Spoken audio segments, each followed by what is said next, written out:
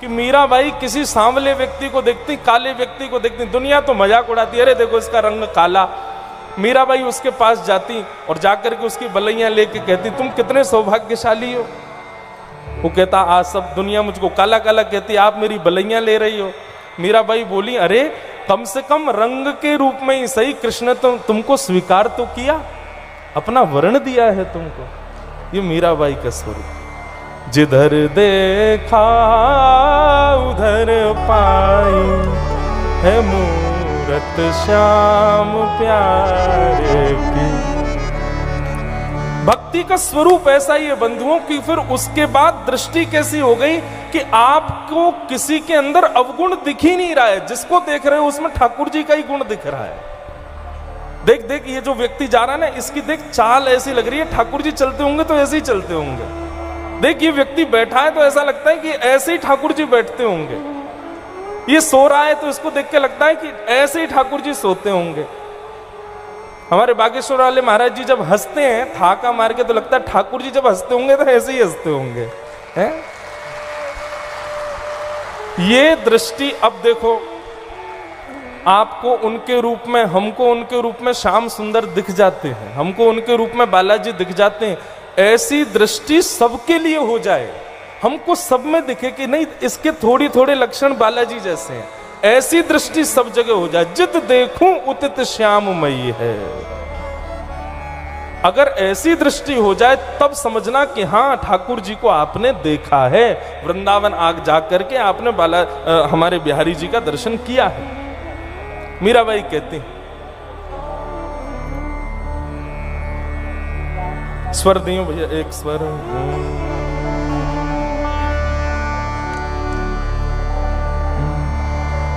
मैं देखूं जिस ओर सखी रे, सामने मेरे सांवरिया, सामने मेरे सांवरिया। मीराबाई जहां देखती हैं वहीं उनको ठाकुर जी दिखते हैं, सब में भगवत दर्शन होता है। यही वेणु गीत का प्रथम श्लोक कह रहा है। गोपियां कह रही हैं, अक्षणवताम फलमिदं न परम विदाम। इन आंखों से श्याम सुंदर को देखने के अलावा कोई और देखने का धर्म ही नहीं है। सूरदास जी से कोई कहता कि सूरदास जी ठाकुर जी ने बहुत बुरा किया आपके साथ। सूरदास जी कहते क्यों? बोले आपको नेत्र ही नहीं दिए। आप उनका इतना यश गाते हो, इतना गुणानुवाद गाते हो, आप दिन रात ठाकुर जी के चिंतन में पद बनाते रहते हो, आप ठाकुर जी का इतना यश गाते हो, ठाकुर जी ने देखो कितना बुरा किया आपके साथ, नेत्र ही नहीं दिए आपको।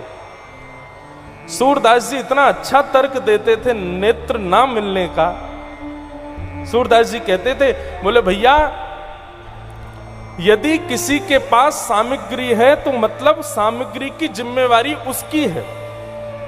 बहुत ध्यान से सुनिएगा। सूरदास जी कहते हैं आप लोगों को ठाकुर जी ने नेत्र दिए हैं तो इसका मतलब यह है कि भैया सामने गड्ढा आ जाए तो खुद संभल करके चलना, सामने यदि ऊंचा रास्ता आ जाए तो खुद लांग करके चलना। पर मेरे तो ठाकुर जी ने नेत्र ले लिए, मतलब मुझसे ठाकुर जी कहते हैं दुनिया के लोग तो खुद संभल के चलेंगे, लेकिन सूरदास तेरी उंगली पकड़ के तो मैं चलूंगा, तो नेत्रन की आवश्यकता ही नहीं है, तो नेत्रन की कहा जरूरत। महाराज जी आप भी कहते हैं कथा में, सूरदास जी की भक्ति से प्रसन्न होकर एक दिन ठाकुर जी प्रकट हो गए, और प्रकट होकर के सूरदास जी बोले ये चंदन की सुगंधी आ रही है, ऐसा लग रहा है शीत हवा चल रही है, भैया कौन आए हो सामने? ठाकुर जी बोले वही आए हो जाए तुम बुला रहे।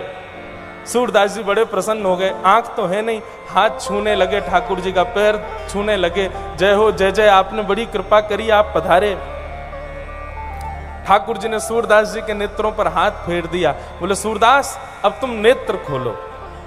और जैसे ही नेत्र खोले सूरदास जी ने सांवली सूरत मोहिनी मूरत ललित त्रिभंगी श्री श्याम सुंदर सामने खड़े हैं, दिख रहे हैं सूरदास जी को। सूरदास जी को नेत्र मिल गए, रोए रोए का दर्शन किया सूरदास जी ने, घूम घूम करके ठाकुर जी के एक एक अंग को देखा सूरदास जी ने। और पूरी छवि ठाकुर जी की नेत्रों में बसाने के बाद सूरदास जी चरणों में प्रणाम करके कहते हैं भगवान एक वरदान दे दो। ठाकुर जी बोले दे तो दिया। बोले ये तो आपने दिया, मैंने थोड़ी मांगा था, अब मैं मांगना चाहता हूं, वो वरदान दे दो। ठाकुर जी बोले मांगो, क्या चाहिए? बोले नाथ अब मुझे फिर से नेत्रहीन कर दो, मुझे फिर से अंधा कर दो भगवान। आपको देख लिया मैंने, बस आपका रोम रोम, अब मैं इस नेत्र में किसी और को नहीं बैठा सकता भगवान। जिन नैनन में पी बसे दूजा नाही समा। इन नेत्रों में आप बैठ गए हो भगवान, अब मैं किसी और को नहीं देखना चाहता। ऐसे सूरदास। वही बात वेणु गीत में गोपियां कहती हैं, कभी साल बाद, 2 साल बाद, 4 साल बाद, 10 साल बाद, अब तो यहाँ कथाएं होती रहती हैं बागेश्वर धाम में। कभी बालाजी की इच्छा होगी ना, 3-4 दिन का महाराज जी केवल वेणु गीत पर सत्र करेंगे। वेणु गीत भागवत का। भागवत में बंधुओं 7 गीत हैं। इन 7 गीतों में गोपी गीत बहुत प्रसिद्ध है, सबको याद है, सब जगह गाते हैं। पर यदि आपने वेणु गीत नहीं समझा तो गोपी गीत के मर्म को आप जान नहीं पाओगे। इतना सुंदर है वेणु गीत। उसका ये प्रथम श्लोक है, अक्षणवताम फलमिदम न परम विदाम। सूरदास जी एक पंक्ति में कहते हैं, हरि दर्शन की प्यासे अखियां, हरि दर्शन की प्यासे।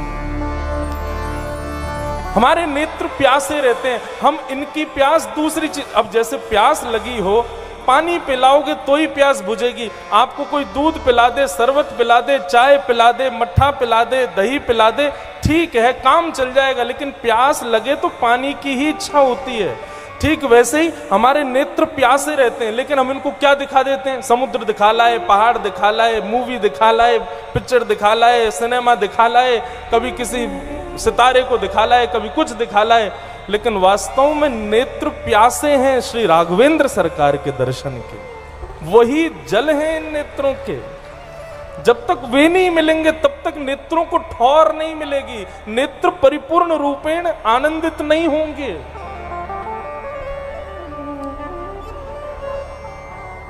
कल महाराज जी रात्रि में एक महाराज जी की जिज्ञासा थी मुझसे, और वो पद महाराज जी के लिए, दर्शन को नैना तपे, वचन सुनन को मिलवे को हियरा तपे, हिय के जीवन प्राण।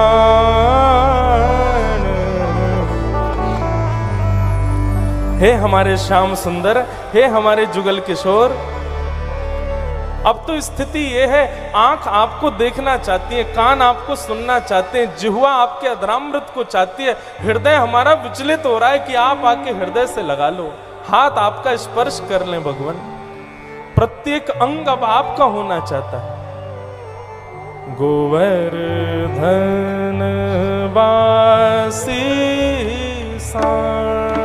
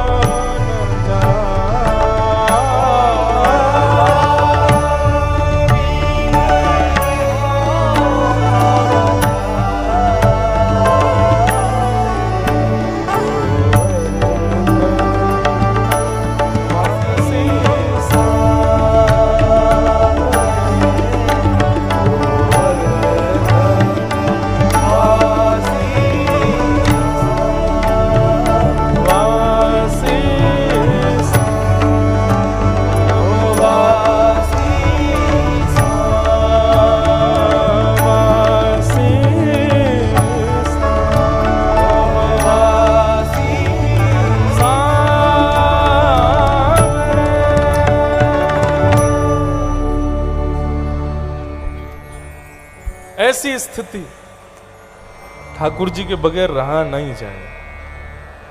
जैसे जल के बिना, जैसे हवा के बिना, जैसे भोजन के बिना हम नहीं रह पाते, भक्ति का स्वरूप ऐसा हो जाए कि नहीं, जिद है ठाकुर जी अब मिलो हमसे, हे नाथ अब दर्शन दो हमको।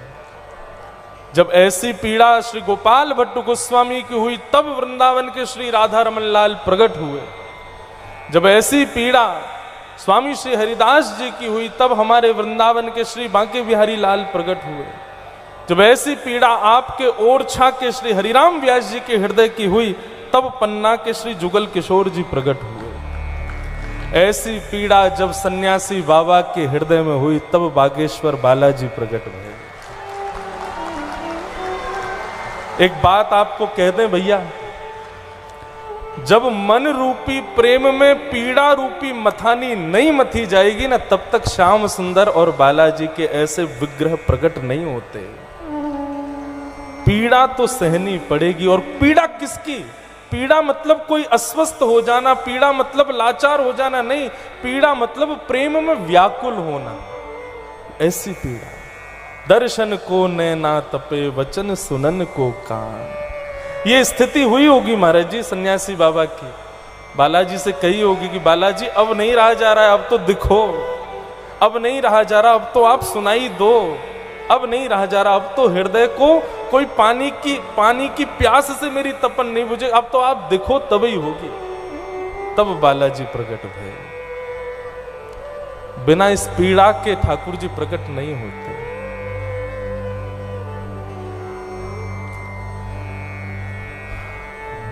जिसने पीड़ा नहीं सही प्रेम में, प्रेम किया ही नहीं उसने। और मैं एक बात स्पष्ट कह दूं, हमारे राघवेंद्र सरकार, हमारे वृंदावन बिहारी लाल, हमारे बालाजी महाराज, इन्हें छोड़ संसार में किसी से आपको प्रेम हो ही नहीं सकता। जो हो रहा है वो स्वार्थ है, जो हो रहा है वो प्यार है, जो हो रहा है वो लव हो सकता है, प्रेम नहीं। प्रेम का तो कोई और नाम ही नहीं है, दूसरा कोई पर्यायवाची नहीं है। प्रेम तो प्रेम है, और प्रेम केवल ठाकुर जी के लिए है, उसके अलावा किसी से नहीं। तो गोपियां वेणु गीत में वर्णन करती हैं ठाकुर जी के मधुर मधुर रूप का। आहा, उस स्वरूप का दर्शन श्री शुकाचार्य जी वेणु गीत में करा रहे हैं। एक बार कुछ दिन पहले महाराज जी और हम ऊपर बैठे थे बालाजी के पास, रात्रि के महाराज जी एक सत्र हुआ था 2-2:30 बजे, प्रश्नोत्तरी का। कुछ थे 40-50 लोग थे, रात के 2-3 बज रहे थे और बालाजी के पास में एक सत्र हुआ था। इतना आनंद आया था उस समय। एक वैष्णव थे, उन्होंने प्रश्न किया, बोले महाराज जी जैसे हनुमान जी के सामने जाकर के राम राम शब्द बोलने के भाव आते हैं, राम बोलते हैं, लेकिन हम वृंदावन से आते हैं और कहीं हनुमान जी के आगे हम राधा राधा बोलें तो कहीं कोई अपराध तो नहीं? तो ये जब प्रश्न हुआ तो महाराज जी बोले इसका उत्तर तो भैया देंगे। और तब जो उत्तर आया था, महाराज जी आप देख लो, पिछले 7 दिन से यहाँ भागवत चल रही है, हर दिन श्री जी को याद किया जा रहा है, हर दिन किशोरी जी का नाम गाया जा रहा है। आज विजयवर्गीय जी आए, उन्होंने भी मीठे रस से भरो राधा रानी राधा रानी राधा रानी के नाम से ही सब चल रहा है। वास्तव में देखो, बुंदेलखंड महाकुंभ में विवाह की तैयारियां चल रही हैं, यहाँ पर पीड़ित लोग भी आ रहे हैं, पीड़ित लोगों की जिम्मेवारी बालाजी संभाल रहे हैं, बाकी यहाँ की सारी व्यवस्था तो हमारी किशोरी जी कर रही हैं, सब श्री राधा रानी ने संभाल रखी है। हमारी किशोरी जी तो नाम में विद्यमान है। वृंदावन में भी दर्शन नहीं है राधा रानी का। जाओ बिहारी जी, कहाँ है राधा रानी? ठाकुर जी खड़े, राधा रानी कहाँ है? जाओ राधा वल्लभ जी, बिहारी राधा वल्लभ लाल जी खड़े हैं, किशोरी जी कहाँ है? राधा रमन जी जाओ, ठाकुर जी खड़े हैं, किशोरी जी कहाँ है? सब जगह ठाकुर जी का दर्शन है, किशोरी जी कहाँ है? बोले किशोरी जी तो नाम में विद्यमान है। और यहाँ 7 दिन से किशोरी जी के खूब यश गाए जा रहे हैं, खूब नाम गाया जा रहा है, तो निश्चित ही किशोरी जी सब व्यवस्था कर रही हैं, सब आनंद करा रही हैं। तो वेणु गीत को हम प्रणाम करते हैं। आगे फिर भगवान ने मथुरा की गोपियों पर कृपा की, तत्पश्चात भगवान के गोवर्धन उत्सव की कथा आती है। ब्रजवासी सब इंद्र की पूजा करते थे। ठाकुर जी सबको लेकर के श्री गिरिराज जी की शरण में गए। बंधुओं, हमारे ब्रजमंडल में विराजमान श्री गोवर्धन नाथ साक्षात नारायण भगवान का स्वरूप है। सब लोग इधर देखो, यहां देखो, सावधानी से कथा सुनो। तो श्री गोवर्धन नाथ जी साक्षात भगवान का स्थूल रूप है, हमारे ब्रजमंडल में विराजमान है। और ऐसी कथा है कि भैया छोड़ दो उनको,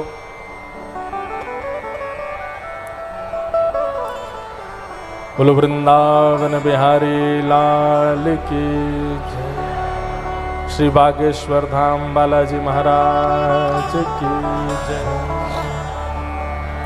सब ब्रजवासी गोवर्धन पूजने के लिए गए, गिरिराज जी की जाकर के पूजा करी। श्री गोवर्धन नाथ जी को भी हमारे ब्रजमंडल में श्री हनुमंत लाल जी ने ही विराजमान किया है, ऐसी कथा भी आती है। जब लक्ष्मण जी की रक्षार्थ संजीवनी लेकर के जा रहे थे, उससे पूर्व की कथा ऐसी आती है कि सेतु बनाने के लिए पर्वत खंड की जरूरत थी, तो सर्वप्रथम हिमालय से हमारे श्री गोवर्धन नाथ जी को ले जाया जा रहा था, हनुमान जी लेके जा रहे थे, ऐसी कथा आती है कहीं पर। तो जब गिरिराज जी को उठाया तो गिरिराज जी कहने लगे, भैया हमारे परिवार से हमको दूर कर रहे हो आप, हम हिमालय हमारा परिवार है, इससे हमको दूर मत करो। हनुमान जी बोले, अरे राम जी के चरण आपको प्राप्त होंगे, उनके मधुर चरणामृत चरणों से आपको सुख मिलेगा, उनकी सेवा में जाना है। तो गिरिराज जी बड़े प्रसन्न हो गए, बोले ठीक है भैया, फिर तो हमको लेके चलो। जैसे हनुमान जी महाराज लेके जाने लगे, तभी दक्षिण से संकेत मिला कि हनुमान जी व्यवस्था हो गई है, जो पर्वत जहां है उनको वहीं व्यवस्थित करके आ जाओ। हनुमान जी महाराज मन में विचार करने लगे, बोले पर्वत तो हमने उठा लिया, अब इसको लेके जाना नहीं है, वहां व्यवस्था हो चुकी है, अब इनका क्या करें। और इनको हम आश्वासन दे चुके हैं कि तुमको राम जी के चरण के स्पर्श मिलेंगे। अब जिस समय ये घोषणा हुई कि भैया हनुमान जी जहां कहीं भी हो वहीं पर्वत रख के तुम आ जाओ, जल्दी व्यवस्था हो चुकी है, तो हनुमान जी महाराज उस समय ब्रज के ऊपर से ही जा रहे थे। हनुमान जी ने जाकर के ब्रज में ही उनको विराजमान कर दिया। गिरिराज जी तो रूठ गए महाराज, नाराज हो गए हनुमान जी से, बोले आपने हमको हमारे परिवार से दूर कर दिया, ऊपर से हमको राम जी के पास और नहीं लेके जा रहे हो, यहाँ विहंगम जंगल में छोड़ के जा रहे हो, आपने गलत किया हमको उठा करके। हनुमान जी महाराज बोले, भैया देवता नाराज मत हो, रुको हम तुम्हारी कोई व्यवस्था करते हैं। हनुमान जी ने नेत्र बंद करके राम जी का स्मरण किया, राम जी को सारी वेदना बताई, बोले कि ऐसे ऐसे एक पर्वत बड़ा नाराज हो गया है और बड़ा दुखी है, रो रहा है, क्या करें अब। तब राम जी बोले, चिंता मत करो, उनसे तुम ये बात कह दो कि अभी जो पर्वत खंड यहाँ पर प्रयोग होंगे उनको तो हमारे चरणों का स्पर्श प्राप्त होगा, लेकिन द्वापर में जब हम कृष्ण बन करके आएंगे तो आपने जो पर्वत वहां विराजमान किया है इसको तो हम मुकुट बना करके अपने नख पर धारण करेंगे।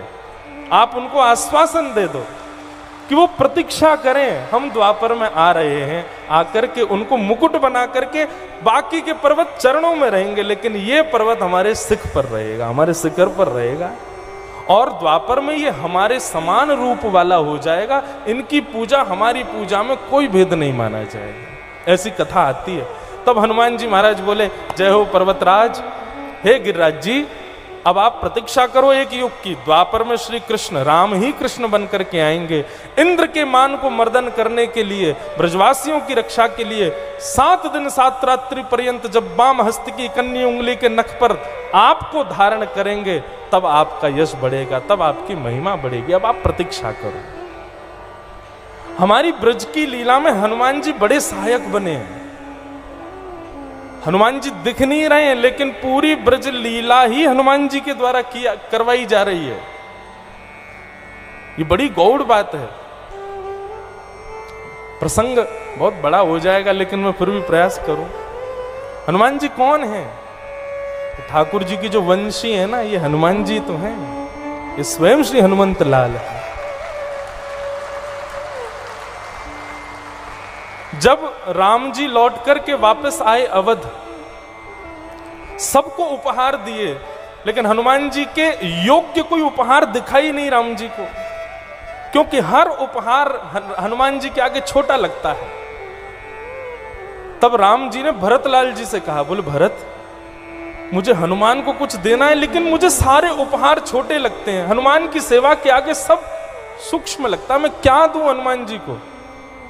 तब भरतलाल जी बोले, भगवान 14 वर्ष तक आपकी पादुका ही नेतृत्व कर रही थी अयोध्या का, आप अपनी पादुकाओं से ही पूछो। तब राम जी ने अपनी पादुकाओं से पूछा कि आपने सबके लिए सुयोग बातें बताई हैं, हनुमान के लिए कोई सुयोग वस्तु बताइए। तो भगवान की पादुकाएं आदेश करती हैं, भगवान आपके चित्त में ऐसा भाव आता है कि हनुमान जी के योग्य कोई वस्तु नहीं है, हनुमान जी की तो जैसी हनुमान जी की सेवा वैसी सेवा उनकी हो, लेकिन आप करोगे तो हनुमान जी तो नाराज हो जाएंगे, करने ही नहीं देंगे।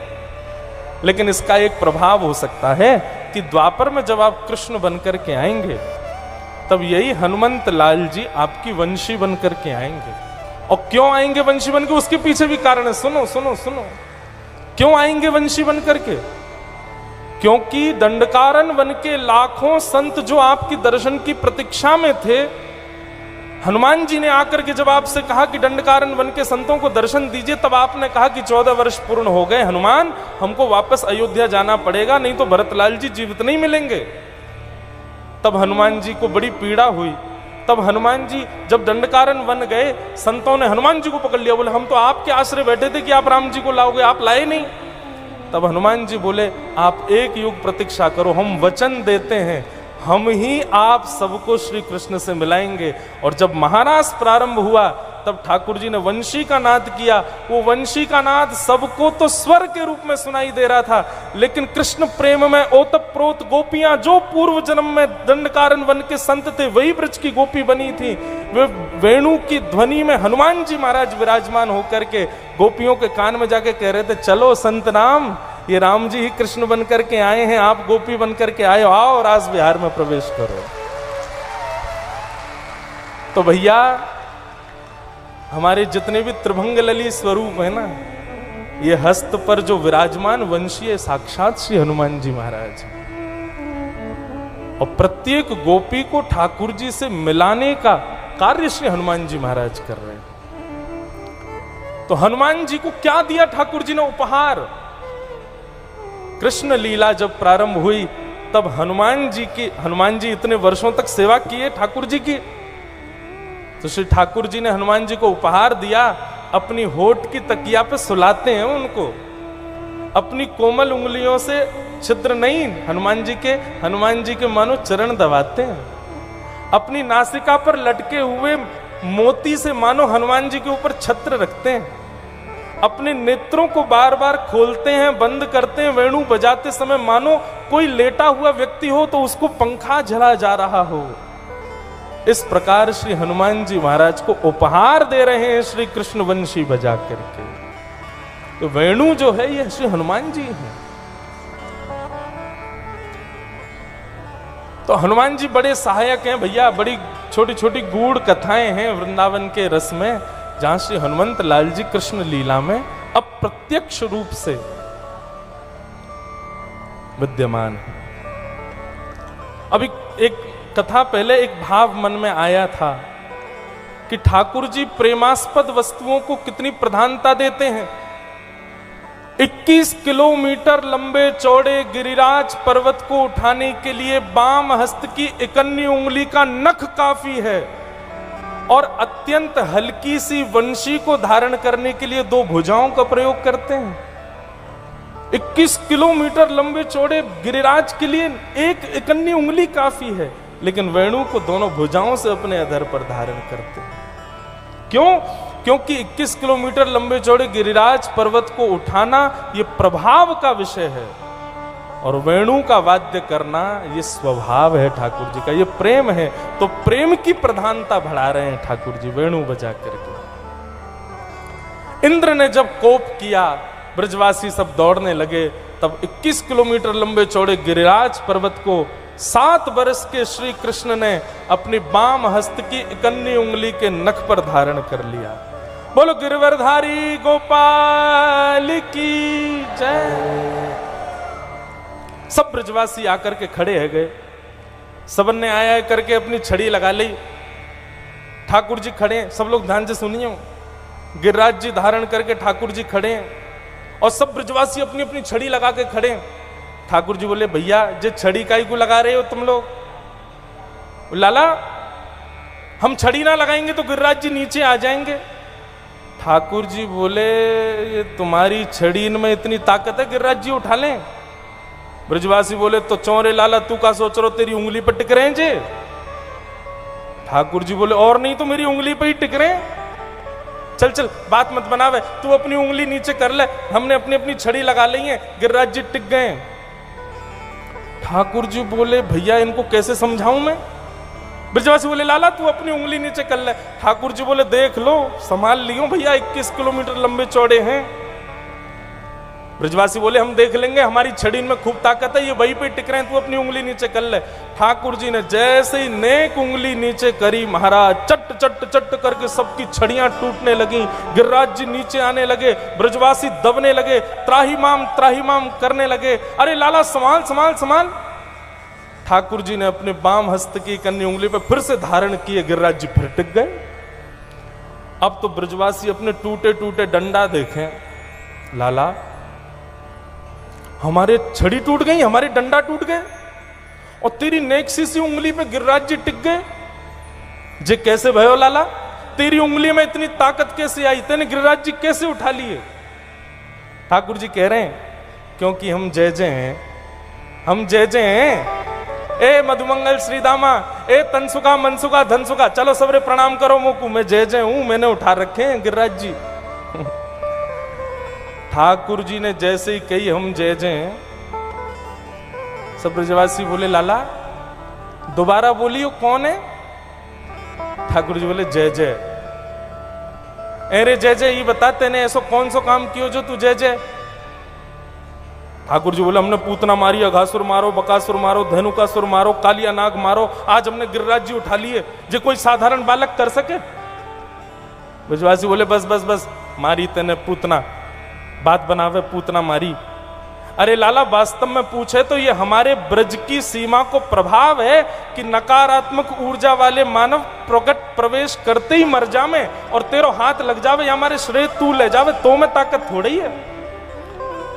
ठाकुर जी बोले जय हो भैया ब्रजवासी की, ये कभी नहीं मान सके कि मैं भगवान हूं।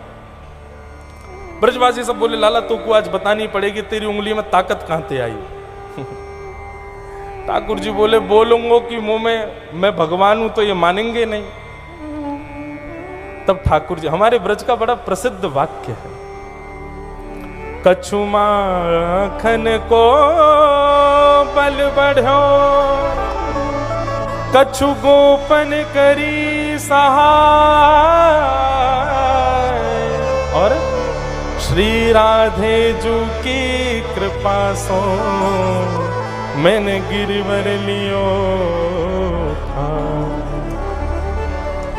कछु माखन को बल बढ़ो, कछु तो मुंह में माखन ते बल आए गयो, और कछु गोपन करी सहाय। आप सब ग्वाल बालन ने मेरी बड़ी सहायता करी।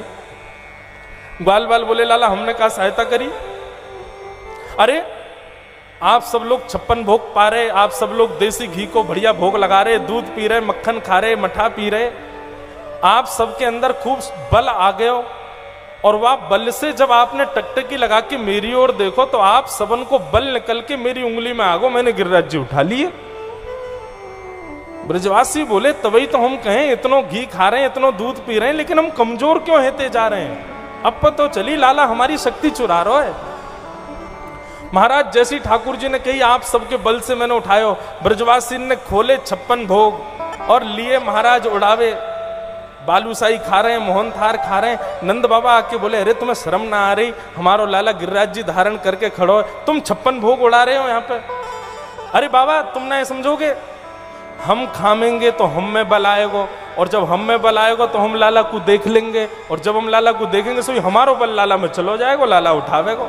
खाओ भैया सबरे भर भर पेट पाओ सब लोग। ऐसे सीधे भोले भारे ब्रजवासी और श्री राधे जू की कृपा सो मैंने गिरिवर लियो उठा। वास्तव में बंधुओं, ठाकुर जी तो एक शिला के ऊपर खड़े हैं, उंगली लगा करके, सब ब्रजवासी सामने खड़े हैं, लेकिन वह शिला के पीछे वृषभानु नंदिनी हमारी श्री राधा रानी भ्रगुटी टेढ़ी करके बैठी हैं और नेत्रों से एक तेज निकल रहा है। वास्तव में गिरिराज धारण ठाकुर जी नहीं, किशोरी जी ने कर रखे हैं। श्री किशोरी जी के नेत्र पर गिरिराज जी टिके हुए हैं। महाराज जी, एक बहुत सुंदर भाव है। जयदेव महाप्रभु ने गीत गोविंद गाया। 1000 वर्ष पहले एक महाकवि हुए जयदेव, उन्होंने गीत गोविंद में ठाकुर जी का भेद खोला कि आपने गिरिराज जी कैसे उठाए। और श्री जयदेव महाप्रभु कहते हैं, अभिनव जलधार सुंदर व्रत मंदर व्रत मंदर श्रीमुख चंद्र चकोर जय जय देव हरे।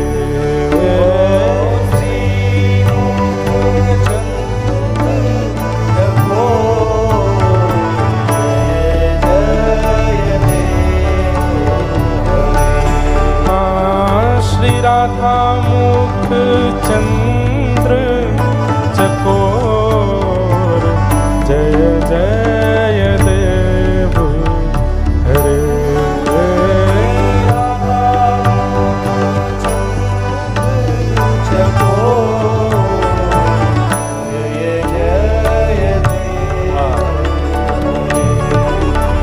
श्री जयदेव महाप्रभु इस अष्टपदी में कहना चाहते हैं, जय जगदीश हरे।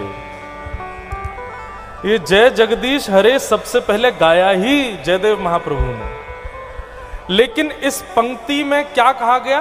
जय जय देव हरे। परम पूजनीय प्रातः स्मरणीय श्री मलुकपीठ वाले महाराज जी कहते हैं, ये जय जय देव हरे जो अंतिम पद है, ये जयदेव महाप्रभु ने नहीं, ये जगन्नाथ महाप्रभु गा रहे हैं। जयदेव महाप्रभु की पंक्ति से प्रसन्न होकर श्री जगन्नाथ जी कह रहे हैं, जय जय देव हरे। जयदेव तुम्हारी जय जय हो, जो तुम इस भेद को समझ गए। और भेद क्या है, बहुत ध्यान से सुनिएगा। 7 दिन 7 रात्रि तक ठाकुर जी गिरिराज जी धारण करके खड़े रहे। जयदेव महाप्रभु कहते हैं, बोले भगवान आपने गिरिराज जी धारण किए, 7 मिनट को करते, 7 घंटे को करते, समझ में आती बात, ठीक है, एक रात भी धारण करते समझ आ जाता, लेकिन 7 दिन और 7 रात्रि आप खड़े ही रहे ऐसे। इंद्र को 7 दिन 7 रात्रि में यह नहीं पता चला कि आप पर ब्रह्म हो, और या फिर चलो इंद्र को नहीं पता चला, आप कहां खोए हुए थे, आपने भी इंद्र को संकेत नहीं किया कि भाई ये क्या कर रहे हो, 7 दिन 7 रात्रि हो गई, तुम अविरल वर्षा बहाए जा रहे हो, ये कैसे हुआ भगवान? भगवान बोले बस हो गया, अब हम इसमें कोई वो थोड़ी। जयदेव बोले नहीं नहीं नहीं, इसमें जरूर कोई राज छुपा है। ये 7 दिन 7 रात्रि तक आप खड़े रहे हो, इसका मैं राज खोज के लाऊंगा। तब जयदेव महाप्रभु लिखते हैं, अभिनव जलधार सुंदर व्रत मंदर। ये 7 दिन 7 रात्रि तक जो वर्षा हुई ना भगवान, मेरा ऐसा मानना है कि 7 मिनट में इंद्र को पता चल गया था कि आप भगवान हो, और इंद्र तो वर्षा बंद करने वाला था पहले दिन ही, लेकिन तभी आपने क्या देखा कि चारों तरफ लाखों ब्रजवासी खड़े हैं, और उन लाखों ब्रजवासियों में वृषभानु नंदिनी श्री राधा रानी वो बिल्कुल ठीक आपके सामने खड़ी है। आपने मन में विचार किया, ना तो ये हिल पा रही हैं, ना डुल पा रही हैं, ना कहीं जा पा रही हैं, ये बढ़िया समय है इनके दर्शन करने का। तो आप नेत्र भर करके, नेत्र खोल करके श्री जी का, हमारी राधा रानी का प्रेम मुग्ध होकर के दर्शन कर रहे थे। 7 मिनट में जैसे ही लगा कि वर्षा कम हो रही है, अब गिरिराज जी नीचे धारण करने, नीचे विराजमान करने पड़ेंगे, किशोरी जी चली जाएंगी, दर्शन हमको नहीं हो पाएगा, तो आपने इंद्र को और इशारा कर दिया, बोले जितना तुझ पे भंडार है सब बरसा दे, जब तक हो सके बरसाता रहे, ताकि हम राधा रानी का दर्शन कर सके। श्रीमुख चंद्र चकोर जय जय देव है। किशोरी जी का दर्शन करने के लिए आप 7 दिन तक ऐसे खड़े रहे भगवान। जब ये बात कही तब जगन्नाथ जी के नेत्र सजल हो गए और उन्होंने पंक्ति के अंत में कहा, जय जगदीश हरे नहीं, जय जय देव हरे। जय देव, तुम बिल्कुल सत्य कह रहे हो, यही बात है। हमारे ब्रज में कहते हैं, भैया ठाकुर जी के चरण बाद में पकड़ियो, पहले किशोरी जी के चरण पकड़ो, क्योंकि हमारे माई श्यामा जू को राज, जाके अधीन सदा ही सांवरो, या ब्रज को सरताज। हमारे माई श्यामा जू को राज। आपके श्री जुगल किशोर जी को जिन्होंने प्रकट किया, ऐसे श्री हरिराम व्यास जी, उन्होंने ठाकुर जी का यश कम गाया, श्री जी का यश ज्यादा गाया। किशोरी तेरे चरणन की रज पाऊं, बैठी रहूं कुंजन के कोने, श्याम राधिका गाऊं। इसलिए भैया हमारे वृंदावन में ठाकुर जी की कृपा को अनुभव करना तो श्री जी को प्रणाम करो, राम जी की कृपा को अनुभव करना है तो हनुमंत लाल को या श्री जानकी जी को प्रणाम करो। ऐसे हमारे वृंदावन में श्री जी। हे मन भूल मत जइयो राधा रानी के चरण, मन भूल मत जइयो राधा रानी के चरण, मन भूल मत जइयो राधा रानी के चरण,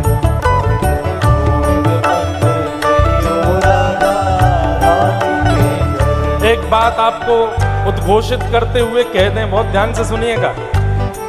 वृंदावन जाना आपके मन में, आप तो कभी जा ही नहीं सकते। मैं कथाओं में कहा करता हूं, ठाकुर जी याद करते हैं तब वृंदावन जाते हैं। लेकिन आज एक नई बात कह रहे हैं हम। आप छतरपुर में रहते हो, पन्ना में रहते हो, भोपाल में रहते हो, दिल्ली में रहते हो, बंबई में रहते हो, कहीं भी रहते हो, वृंदावन जाने का मन बन जाए तो समझना ठाकुर जी ने आपको याद किया। वृंदावन जाने के लिए फ्लाइट में बैठ जाओ तो समझ जाना ठाकुर जी ने याद किया। फ्लाइट से उतर करके टैक्सी या गाड़ी में बैठ के वृंदावन की ओर बढ़ चलो तो समझ जाना ठाकुर जी ने याद किया। लेकिन जैसे ही वृंदावन में प्रवेश करो तब समझना ठाकुर जी नहीं, श्री जी ने याद किया। क्यों? ठाकुर जी याद करेंगे तो फ्लाइट इमरजेंसी लैंडिंग हो सकता है, ठाकुर जी याद करेंगे तो आधे रास्ते से कोई ऐसी आपत्ति विपत्ति आएगी कि वापस जाना पड़ेगा। लेकिन वृंदावन की सीमा में यदि आप पहुंच गए हो तो ये समझना ठाकुर जी नहीं, श्री जी ही बुला रही थी, तभी हम आ पाए, तभी सारी आपत्ति विपत्तियां रह गई। हे मन भूल मत जइयो राधा रानी के चरण,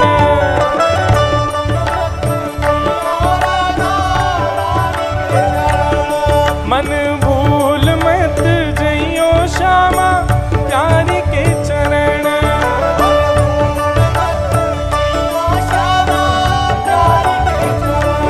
राधा रानी के चरण, श्यामा प्यारी के चरण, राधा रानी के चरण, श्यामा प्यारी के चरण, राधा रानी के चरण, महारानी के चरण, राधा रानी के चरण। आपसे गाओ करताल बजा के, मन भूल मत जइयो श्यामा प्यारी के चरण,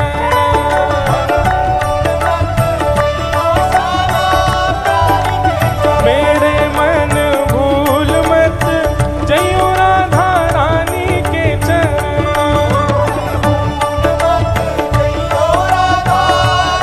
बोल बरसा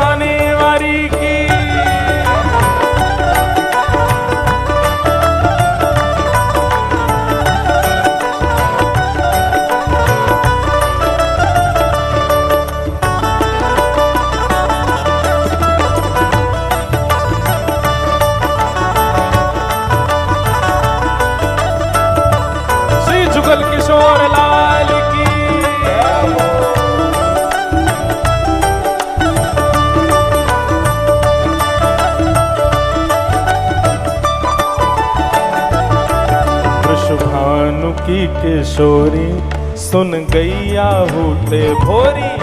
वृषभानु की किशोरी सुन गैया हे वृषभानु की किशोरी सुन गैया हूते भोरी।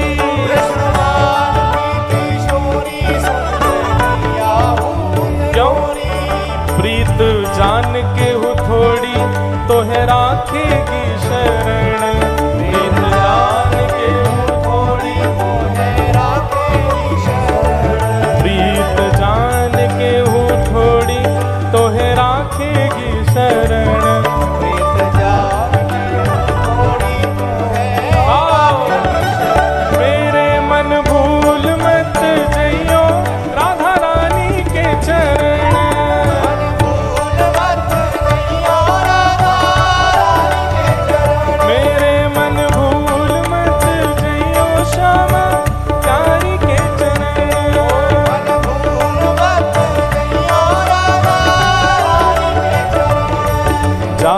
श्याम उर हेर राधे राधे राधे टेर।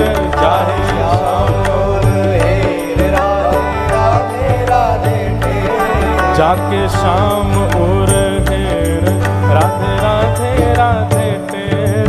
जाके श्याम उर हेर राधे राधे राधे। अभी हम एक बात कह रहे थे कि बिहारी जी में राधा रानी कहाँ है, राधा वल्लभ जी में राधा रानी कहाँ है, राधा रमन जी में राधा रानी कहाँ है, वृंदावन में हर मंदिर में ठाकुर जी किशोरी जी कहाँ हैं। बगल में बैठी हैं, घूंघट करके बैठी हैं, मुख छुपा के बैठी हैं। काहे को भैया, एक बार ठाकुर जी बंशी बजा रहे थे और ऐसी बंशी बजा रहे थे कि किशोरी जी घूम करके ठाकुर जी को देखें।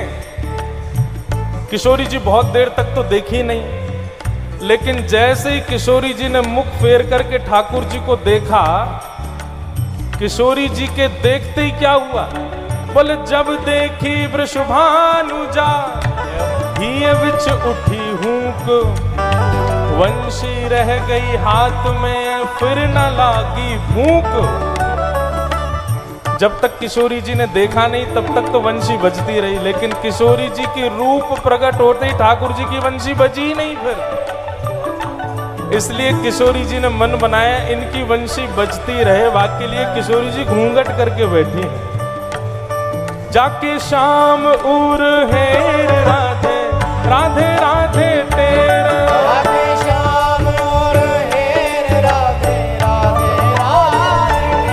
बांसुरी में बेर बेर करे नाम से रमण। बांसुरी में बेर बेर करे नाम से रमण। मेरे मन भूल मत जइयो राधा रानी के चरण।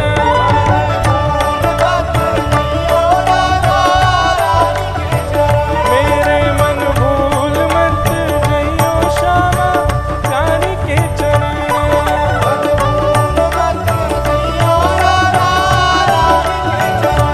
राधा रानी के चरण, महारानी के चरण। राधा रानी के चरण, महारानी के चरण। श्यामा प्यारी के चरण, राधा रानी के चरण। ओ श्यामा प्यारी के चरण, राधा रानी के चरण। मन भूल मत जइयो राधा रानी के चरण।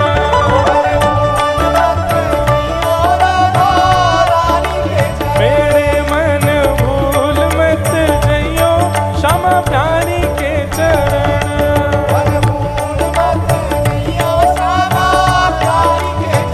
मेरे मन भूल मत जइयो राधा रानी के चरण।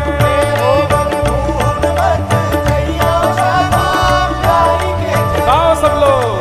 बागेश्वर में, बागेश्वर में, वृंदावन में, बरसाने में, प्रेम से बोलो, भाव से गाओ, सब मिलकर बोलो, आवाज न आई बागेश्वर में। आवाज आपकी बालाजी तक पहुंचे। और सुनो, बालाजी तक तो पहुंच ही रही है, जुगल किशोर जी पन्ना तक पहुंचनी चाहिए, तभी आवेंगे कल विवाह में।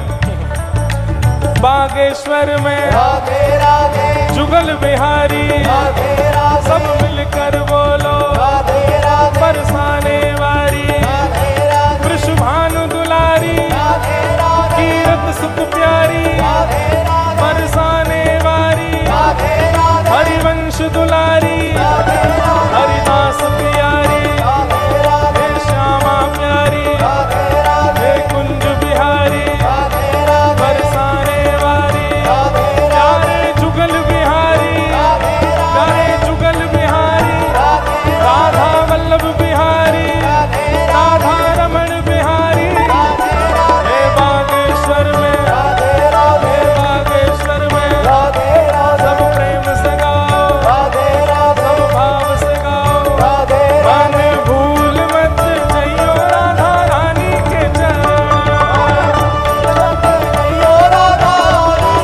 मेरे मन भूल मत जइयो राधा रानी के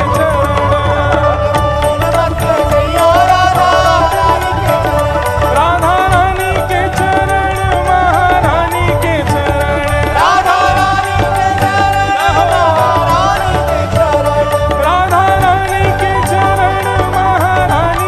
चरण, राधा रानी के चरण, महारानी के चरण, मेरे मन भूल मत जइयो राधा रानी के चरण, मन भूल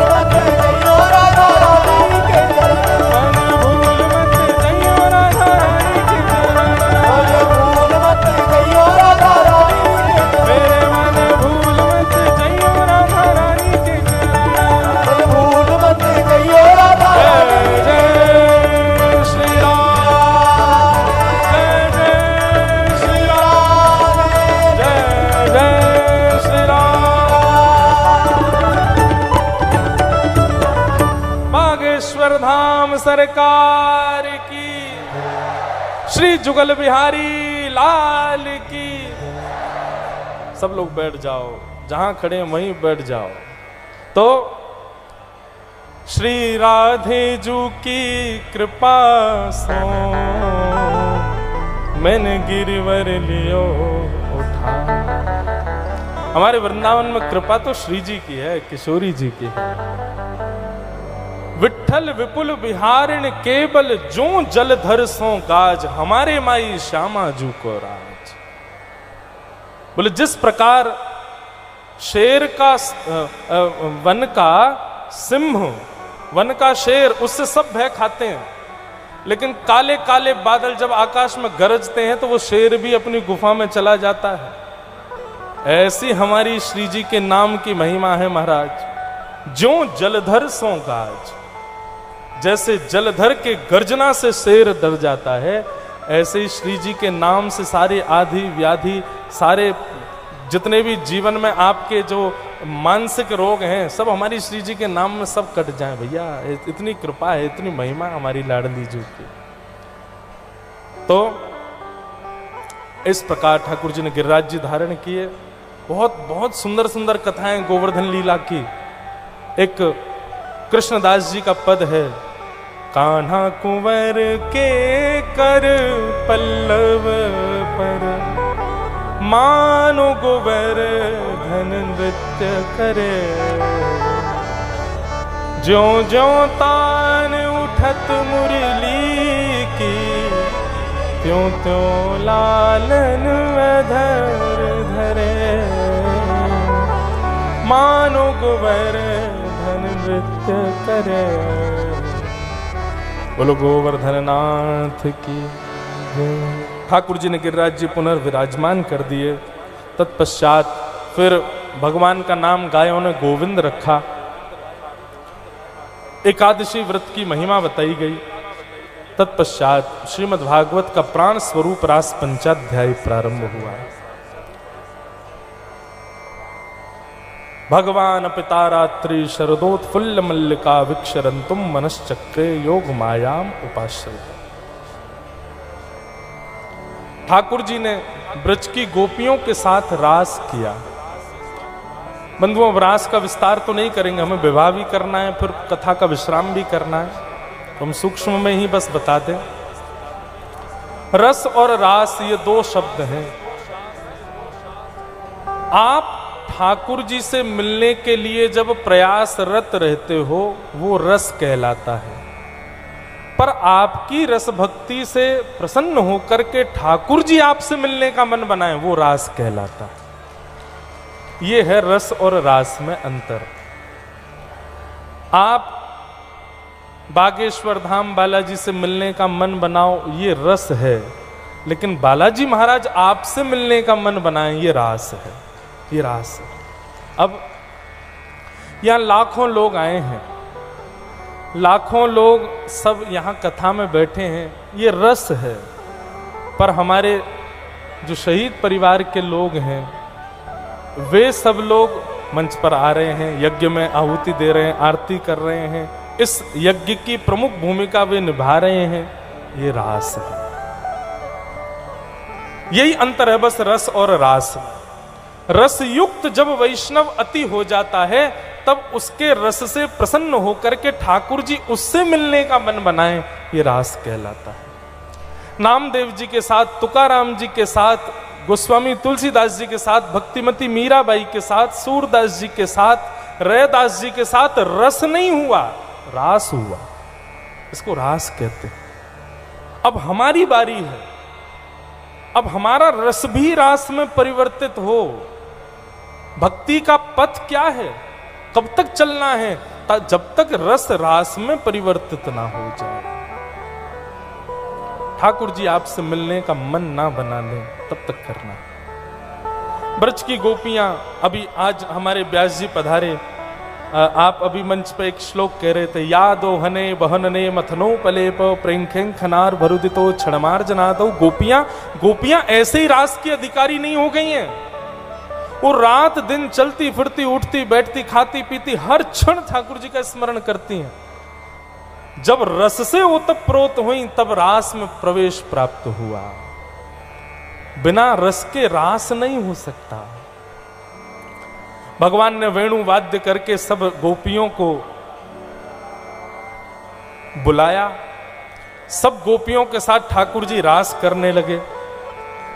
रास करते करते पहले रास किया भगवान ने। कोई गोपी कहे मुंह पे तो चलो ही ना जा रहा, ठाकुर जी उसके चरण दबा में। कोई गोपी कहे अरे मैं तो थक गई, ठाकुर जी उसको कंधे पे उठा लें। कोई गोपी कहे मुंह को प्यास लगी, ठाकुर जी अपनी अंजलि से जल पिला में।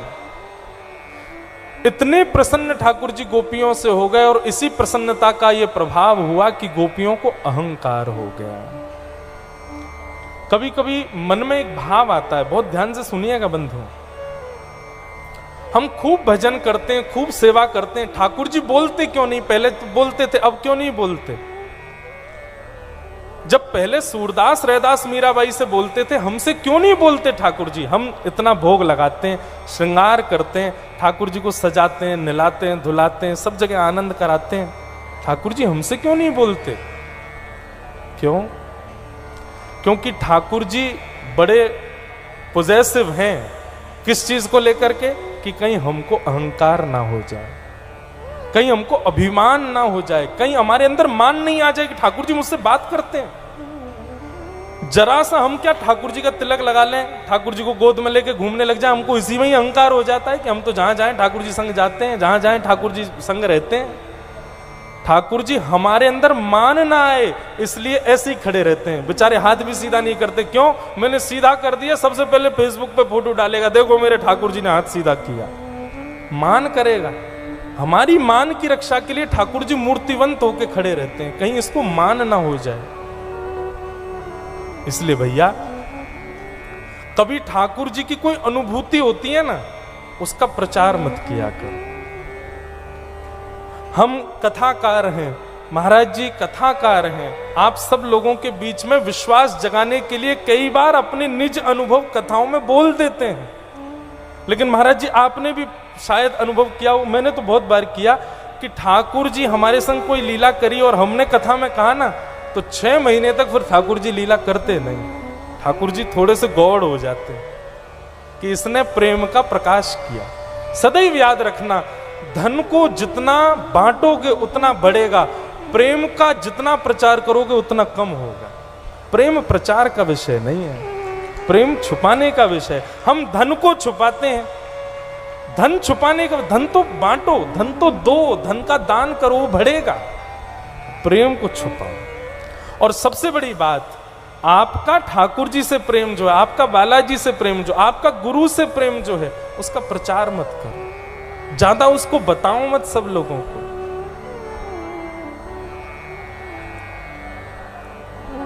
महाराज जी इतना प्रेम करते हैं, मिलते रहते हैं महाराज जी से, अग्रज भ्राता, छोटे, कई लोग पूछते हैं आपका कैसा संबंध, आप उनके बारे में बहुत छोटी छोटी बात बता करके निकलते हैं, ज्यादा नहीं बताते। क्यों? प्रकाश से प्रेम कम होता है। भैया कैमरा है, वो कोई हेलीकॉप्टर नहीं है, वो टाटा कर रहे हो हैं।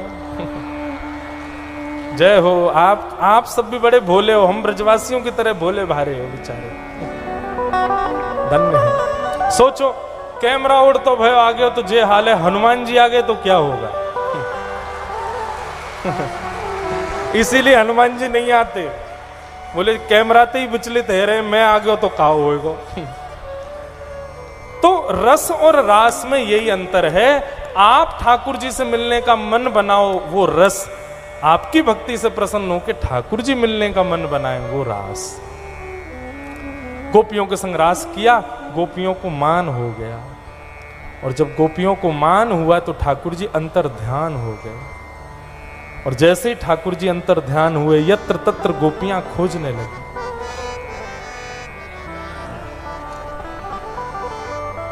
गोपियां ढूंढ रही हैं, श्याम सुंदर आप कहां। और किशोरी जी के चरणों में जाकर के प्रार्थना करती,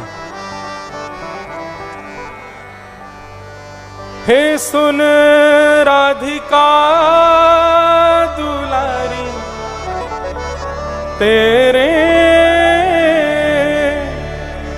द्वार का भिखारी हूँ मैं, श्याम का पुजारी, पीड़ा है हमारी हमें श्याम ना मिला, हमें श्याम ना मिला, श्याम ना मिला, हमें श्याम ना मिला। हमारा ये पंक्ति गाने का कोई ऐसा भाव नहीं है, बस दो शब्द कह रहे हैं बालाजी से। ये बालाजी कथा गा रहे हैं, कथा सुन रहे हैं, इतने उत्सव कर रहे हैं, बस कृपा करो अब श्याम सुंदर जल्दी मिले। हम सोचते थे कान्हा कहीं कुंजन में होगा, सोचते थे कान्हा कहीं कुंजन में होगा, हो अभी तो मिलन का हमने सुख नहीं होगा, अभी तो मिलन का हमने सुख नहीं होगा।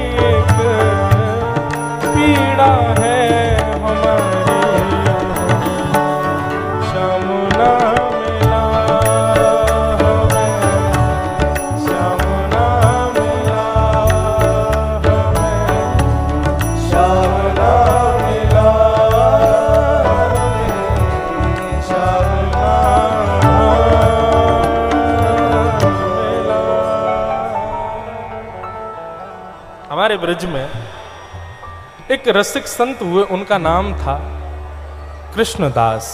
क्या नाम था? जोर से बोलो। कृष्णदास। कृष्णदास जी नंदगांव में रहते थे। वाह ये देखो कृष्णदास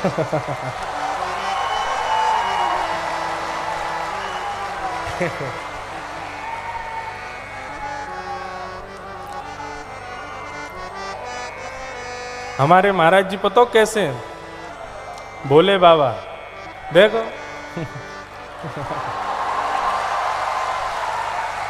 जैसे शंकर जी पे कुछ भी चढ़ा दो सब स्वीकार है, ऐसे ही हमारे महाराज जी पे कछू चढ़ाए दो सब ले ले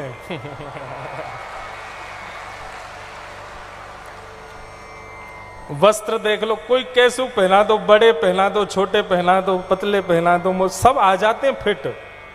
जैसे शंकर, अब कई बार, अब हम और महाराज जी हैं तो एक ही उम्र के, लेकिन साइज में अंतर है थोड़ा, हमने थोड़े चौड़े हैं, महाराज जी ने बेचारे पतरे से। मेरे कपड़े पहन लेते हैं, पता ही नहीं चलती, आ जाते फिट। जाने कैसा अंग बनाया हनुमान जी ने, कछू पहना तो सब फिट हो जाता है इनके ऊपर। ये बागेश्वर बालाजी और बागेश्वर शंकर जी के दोनों के मिलित रूप में कछू चढ़ा दो, शंकर जी मना तो करते नहीं है, वैसे ही है जी भी, कछू दे दो सब स्वीकार है। तो क्या चलो अच्छा। तो कृष्णदास जी एक भक्त थे। महाराज जी अभी कितने समय करें? आराम से चलन दें। हाँ ठीक है। तो हमारे ब्रजमंडल के एक भक्त थे श्री कृष्णदास, बहुत ध्यान से सुनना। कृष्णदास जी कहीं कथा सुन करके आए, तो कथा में व्यास जी कह रहे थे, भैया 12 वर्ष तक यदि कोई व्यक्ति बिना नागा किए 365 दिन हर वर्ष 12 वर्ष तक किसी एक नियम का पालन करे, तो उस नियम का प्रभाव होगा कि 12 वर्ष बाद उस नियम से वो जो चाहेगा वो प्राप्त कर लेगा।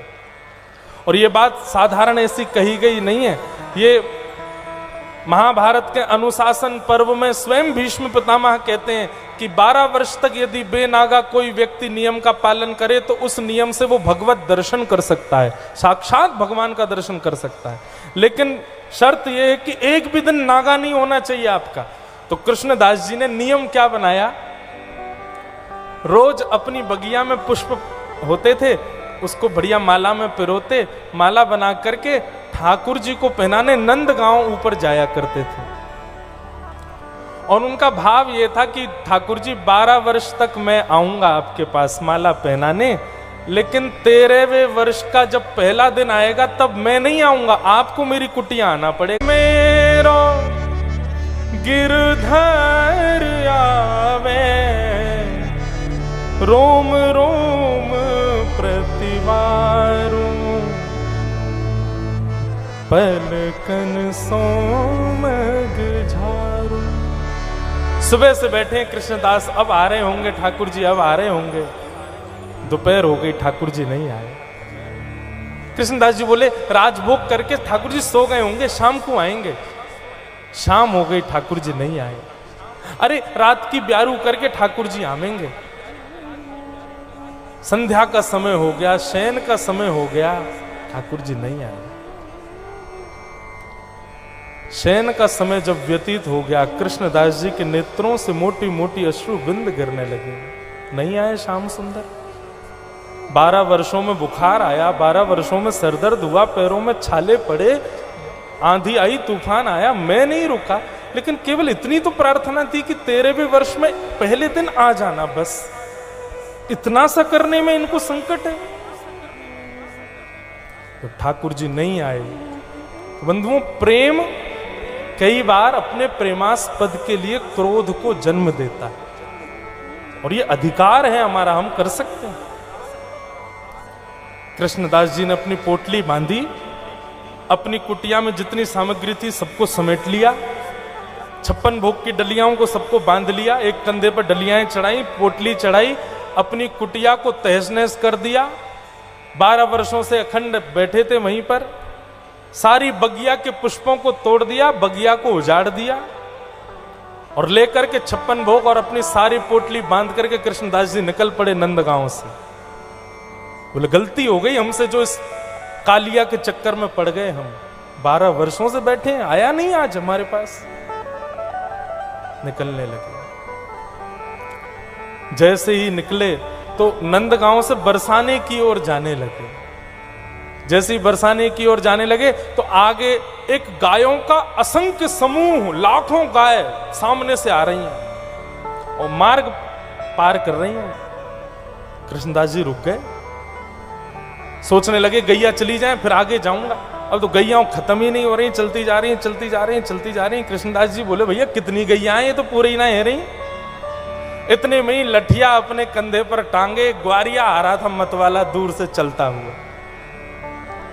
कृष्णदास जी बोले ओ भैया ये कितनी गैया है, मेरे बैठ खड़े खड़े वो 45 मिनट है गए, कब पूरी होंगी? अरे नंद भवन की गैया है बाबा, 9 लाख हैं, बैठे रहो सवेरे तक तब जाएंगे। कृष्णदास जी बोले जे और बना हुआ बैठ गो हमारे काजे। वृक्ष के नीचे कृष्णदास जी बैठ के, ग्वारिया बगल में बैठ गए। बोले बाबा कहां जा रहे हो? बोले कहीं ना जा रहा हो, तेरे कारिया के चक्कर में 12 वर्षन से यहाँ पे नियम को पालन कर रहा हो, दारी को आए हो नहीं मेरे पास।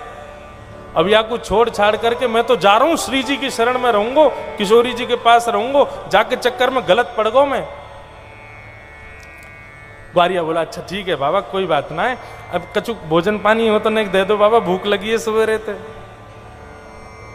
बाबा बोले हाँ 56 भोग बनाए ठाकुर जी के काज, वो तो आए नहीं, ले तू पा। खोल करके धर दिए, स्वयं भी पामे। ठाकुर वो ग्वारिया बैठा था उसको देने लगे। ग्वारिया बोलो बाबा मेरे हाथ में गोबर लग रहा है, आप अपने हाथन से ही पवाए दो। ग्वारिया बोलो एक तो ठाकुर जी मिलो नहीं, यहां से जा रहा हूं तो जो गैयान ने रास्ता रोक लियो, ऊपर से ग्वारिया मिल गयो, अब वो जाते जाते अपनी सेवा करानो चाहे कि मुंह खवाए दो। ग्वारिया बाबा बोले ठीक है बैठ जा।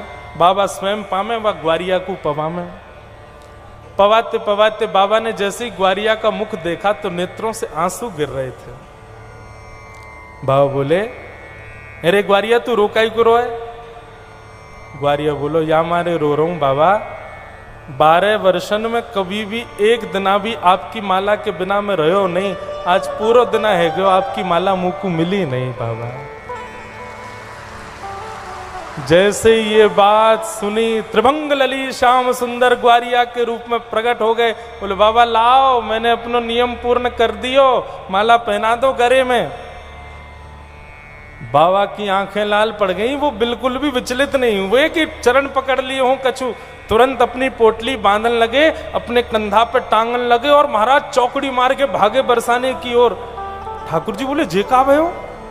पीछे पीछे ठाकुर जी अरे बाबा अब तो मिल गो, मैं रुक जा, काय को दौड़ रहा है? कृष्णदास जी बोले 12 वर्षन ते नंदगाम में पड़ो भयो तब तो मिलो नहीं, नेक मुख बरसाने की ओर कहा कि प्रकट है कि आ गए हो मेरे सामने, अब तो मैं बरसाने में ही रहूंगा, यहाँ रहूंगा ही नहीं तेरे पास, अब तो श्री जी के शरण में रहूंगा। मुकु तेरी चाबी पता चल गई, तू तो श्री जी ते ही मिलेगा मुकु। और बाबा ने अपना नाम बदल लियो, अब तक कृष्णदास अब है राधा दास। बोलो राधा रानी की। ऐसे ही ब्रज की गोपियां भी श्री जी की शरण में गईं और श्री जी के अनुग्रह से ही ये गोपी गीत बंधुओं गोपियों की शब्दावली है, पर कृपा श्री जी की है, ये कृपा श्री जी की ही है। जयति तेधिकम जन्मना ब्रजः श्रयतन्दिरा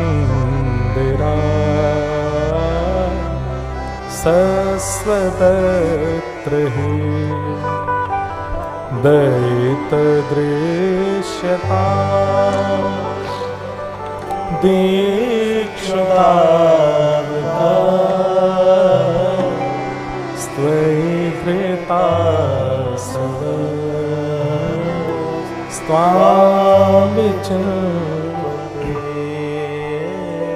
हमारे ब्रज से जितने भी लोग बागेश्वर धाम आते हैं, भैया एक मेरी बात सुनियो ध्यान से। बागेश्वर धाम आने वाले लाखों लोग रामायण जी का पाठ कर रहे हैं, सुंदरकांड का पाठ कर रहे हैं, हनुमान चालीसा का पाठ कर रहे हैं, सब करो, हमारे ब्रजवासी भी आके करो। पर हनुमान चालीसा का पाठ पूर्ण होते ही गोपी गीत का पाठ भी हनुमान जी को सुना, गोपी गीत भी सुना। मैं आपको सत्य बता रहा हूं जी, हमको इस बार बागेश्वर बालाजी ने जो बुलाया है ना यहाँ कथा करने के लिए, महाराज जी को पता है। मैं कई बार रात्रि में बैठे बैठे महाराज जी के पास मिलने आए, अब महाराज जी दरबार में चले गए, हम जाते हैं रात में 2 बजे बालाजी के पास बैठ के, वहां ब्रज के पद, गोपी गीत, वेणु गीत, युगल गीत, हमारी श्री जी और ठाकुर जी के सुंदर सुंदर पद मैंने वहां ऊपर सुनाए बालाजी को। उसी का प्रभाव कि इस बार इस उत्सव में हमको व्यास के रूप में बुलाया उन्होंने, ये उसी का ही प्रभाव है भैया। इसलिए जाकू भी ब्रजरस आतो हो, अवध रस आतो हो, अपने पाठ की पूर्णता में वो रस जरूर सुनाओ हनुमान जी को, शायद हमारी जैसी कृपा आप पे भी है जाए। गोपियों ने गोपी गीत गाया, गोपी गीत के भाव से ठाकुर जी प्रकट हो गए। ताशामाविर्भूत सौरी स्मयमाय मुखाम्भुज पीतांबर धर श्रगवी साक्षान मन्मथ मन्मथ। गोपियों के बीच ठाकुर जी अपना मुख पहुंचते हुए पीतांबरी पहन करके प्रकट हो गए। गोपियों ने कहा मुख पहुंच रहे हो, क्या खा के आए? बोले तुम्हारा अहंकार, तुम्हारे अंदर जो अभिमान आ गया था उसको खाने गए थे। गोपियों ने कहा कृष्ण अब हमें छोड़ करके मत जाओ। गोपियों के हृदय का अभिमान दूर हुआ। अभी तक ठाकुर जी रास कर रहे थे, पर अब ठाकुर जी ने महारास किया। जितनी गोपी उतने रूप धारण कर लिए और महारास वृंदावन में हुआ। जैसे ही ठाकुर जी महाराज करने लगे, सोई महाराज हमारे बागेश्वर महादेव मचल गए। बोले मैं भी जाऊंगो, मैं भी रास करूंगो। महादेव जैसे ही वृंदावन पहुंचे, गोपियों ने रास्ता रोक दिया। बोले भीतर तो एक ही पुरुष जा सकता है, आप पुरुष हो, कृष्ण के अलावा कोई पुरुष भीतर नहीं जा सकता। महादेव ने तुरंत अपना कमंडल आगे किया। माते भिक्षाम देही, अन्नपूर्णा मैया प्रकट हो गई। जैसे ही कमंडल भरने लगी, महादेव बोले आज अन्न की भिक्षा नहीं चाहिए हमको, आपका श्रृंगार चाहिए। और मां अन्नपूर्णा ने महादेव का श्रृंगार किया। नाक में नथनी पहनाई, कानन में कुंडल पहनाए, आंखन में काजल लगायो, सिर में सुरमा लगायो, गले में हार पहनाए। महाराज सुंदर गोपी को रूप धारण करके जैसे ही सिर के ऊपर चूनर धारण कराई, वृंदावन में प्रकट रह गए। श्री गोपेश्वर महादेव की गोपेश्वर महादेव प्रकट हो गए। गोपी बनकर के श्री महादेव विराजमान हो गए। हमारे पूज्य पिताजी महाराज कहते हैं गोपी स्त्रियों के श्रृंगार को नहीं कहते। हमारे वृंदावन में गोपी बनने का मतलब श्रृंगार नहीं है। गोपी का मतलब जिस इंद्रियों को आप आभूषण से सजा रहे हो, उस इंद्रियों को कृष्ण नाम के आभूषण से सजाना, ये गोपी का स्वरूप है, गोपी का श्रृंगार, ये गोपी का श्रृंगार। ऐसी गोपी महादेव बन गए। और महादेव जैसे ही महारास में पहुंचे, आहा अद्भुत महारास हुआ वृंदावन में। अब महाराज का पद गाएंगे, एक पद गा देते हैं हमारे जी, बहुत सुंदर पद है ब्रज रस का, ब्रज का पद सुनाते हैं। हमारी रास लीलाओं में गाया जाता है, कितना सुंदर है। बन नाचे नटनी को आली, नंद को किशोर, बन नाचे नटनी को आली, नंद को किशोर, बन नाचे नटनी को आली, नंद को किशोर, बन नाचे नटनी को आली, नंद को किशोर। हो राधे जगत नचायो तेरी बहू की मरोड़, राधे जगत नचायो तेरी बहू की मरोड़, राधे जगत नचायो तेरी बहू की मरोड़, राधे जगत नचायो तेरी बहू की मरोड़। बन नाचे नटनी को आली, नंद को किशोर, बन नाचे नटनी को आली, नंद को किशोर। ओ राधा नाचे कृष्ण नाचे, नाचे गोपीजन, राधा नाचे कृष्ण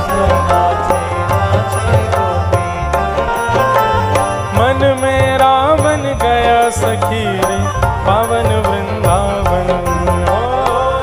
मेरा बन गया सखी रे पावन वृंदावन। ब्रह्मा भी नाचे शंकर नाचे नाचे देव गण। ब्रह्मा भी नाचे शंकर नाचे नाचे देवगण। सूरज भी नाचे चंदा नाचे नाचे तारा गण। सूरज भी नाचे चंदा नाचे नाचे तारा। क्योंकि मन मेरा बन गया सखी रे पावन वृंदावन। क्योंकि मेरा बन गया सखी रे पावन वृंदावन। ओ रास रचो है रास रचो है आज यमुना किनारे महारास रचो है रास रचो है रास रचो है आज यमुना किनारे महारास रचो है। हाँ राधा नाचे कृष्ण नाचे नाचे गोपी जन। राधा नाचे कृष्ण नाचे नाचे गोपीजन। क्योंकि मन मेरा बन गया सखी पावन वृंदावन। हो मेरा बन गया सखी रे पावन वृंदावन। हमारा मन है वृंदावन।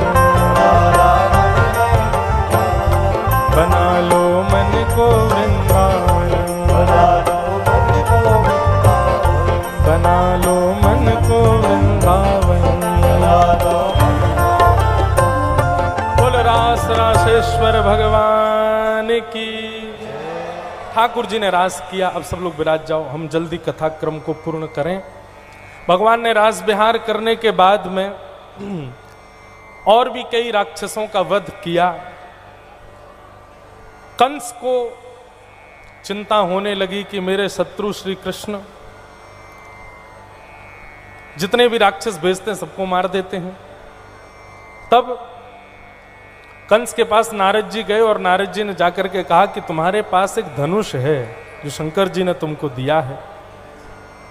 इस धनुष का सुंदर यज्ञ करो और उस यज्ञ में ब्रज के कुछ प्रतिष्ठित लोगों को उपहार देने के लिए मथुरा बुलवाओ।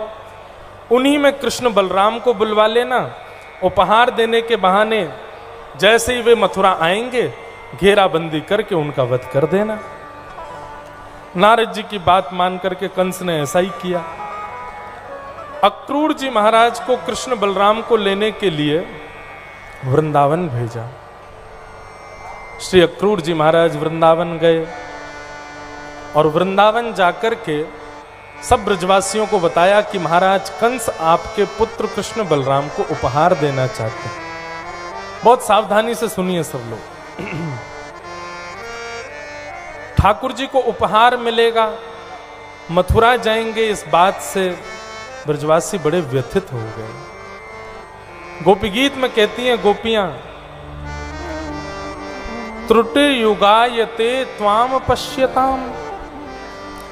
गोपियां कहती हैं, हे श्याम सुंदर, जब आप हमारे सामने होते हो उस समय यदि एक क्षण के लिए भी हमारी पलक नीचे झपक जाती है तो एक क्षण से भी कम समय के लिए झपकी हुई पलक भी 3 युग के समान लगती है। 3 युग के समान एक क्षण से भी कम के लिए झपकी हुई पलक लगती है।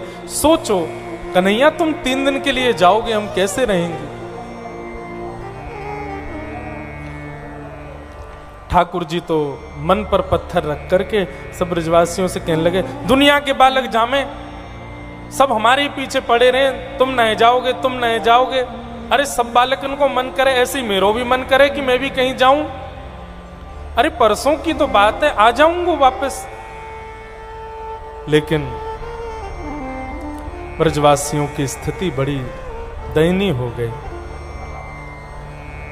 नंद यशोदा ने निर्णय लिया, ठीक है, लाला को हम मथुरा भेजेंगे, कुछ बाल बाल संग जाएंगे। जब ऐसी स्थिति अक्रूर जी महाराज ने देखी कि यहां पर तो स्थिति ऐसी बन गई है कि ये सब लोग ठाकुर जी को भेज रहे हैं, लेकिन इस आशा में भेज रहे हैं कि 3 दिन बाद ठाकुर जी वापस आएंगे। अक्रूर जी बोले मुझे सत्य बता देना चाहिए, भले ही एक व्यक्ति को बताऊं लेकिन सत्य बता के जाऊं। अक्रूर जी महाराज ने एकांत में श्री यशोदा मैया से कहा, मां मुझे आपसे बात करनी। यशोदा मैया बोली बताओ। अक्रूर जी ने सब सत्य बता दिया। बोले मैया, ये जो श्री कृष्ण है ना, ये आपके पुत्र नहीं है, ये देवकी के पुत्र हैं। बहुत ध्यान से सुनिएगा मैया मेरी बात को। आप व्यथित होंगी, आप विचलित होंगी, हो सकता है आपके प्राण भी निकले, परंतु मेरे सामने तो 2 माताएं हैं। एक तरफ देवकी मां है जो 11 वर्षों से अपने बालक की प्रतीक्षा कर रही है, और एक तरफ वो मां है जो 11 वर्ष बालक को पालन करके अपने से दूर कर रही है। मां,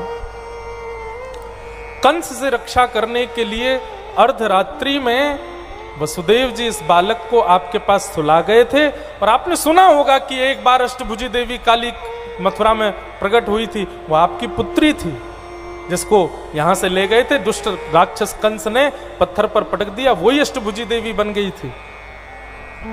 मैया, ये बालक देवकी का आपके यहां रक्षार्थ लाया गया था।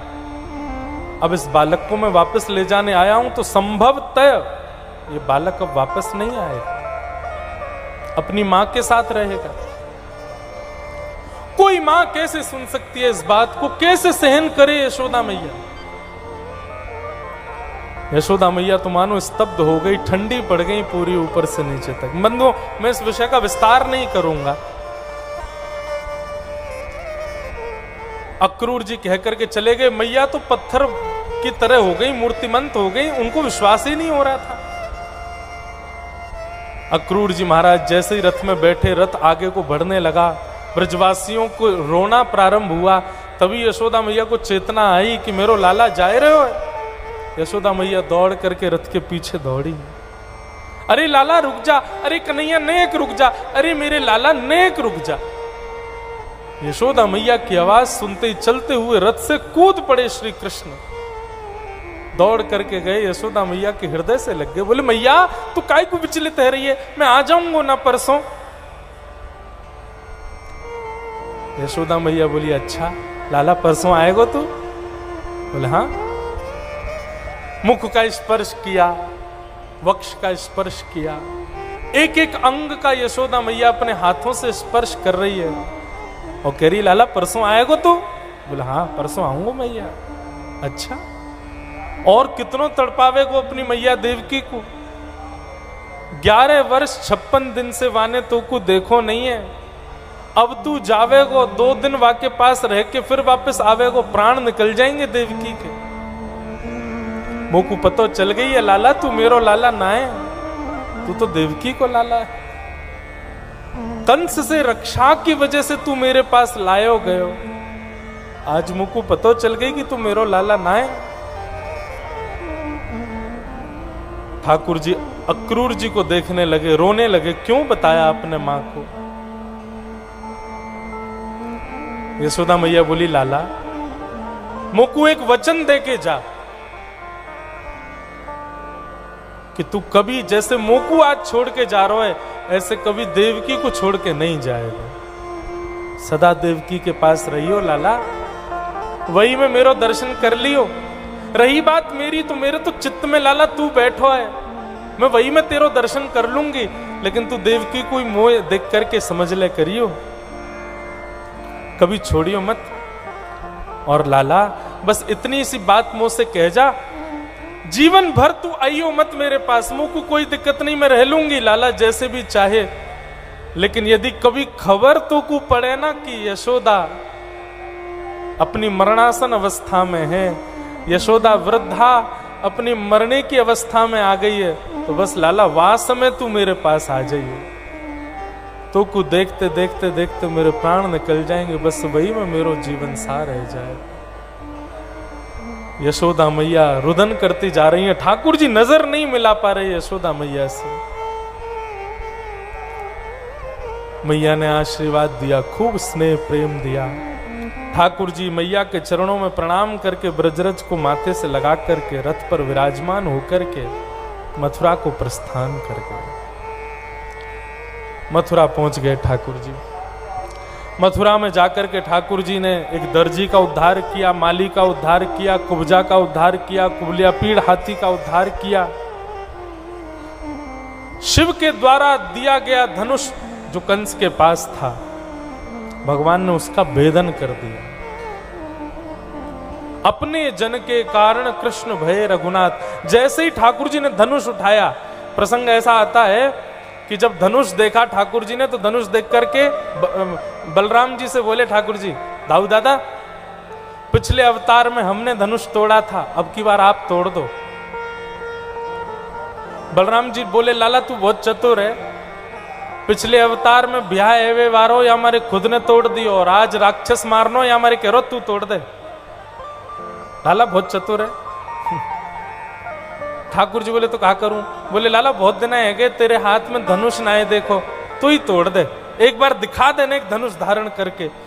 और कृष्णावतार के मध्य में मथुरा में आकर के ठाकुर जी ने उस धनुष का भंजन किया जो महादेव ने कंस को दिया था। और कहा था, अरे दुष्ट कंस, तू अमर होने का वरदान मांगता, अमर तो नहीं होगा, ले जाइए धनुष। इस धनुष को नारायण के सिवा कोई तोड़ नहीं सकता, और जो तोड़ेगा वो तुझको छोड़ नहीं सकता, मरेगा तू।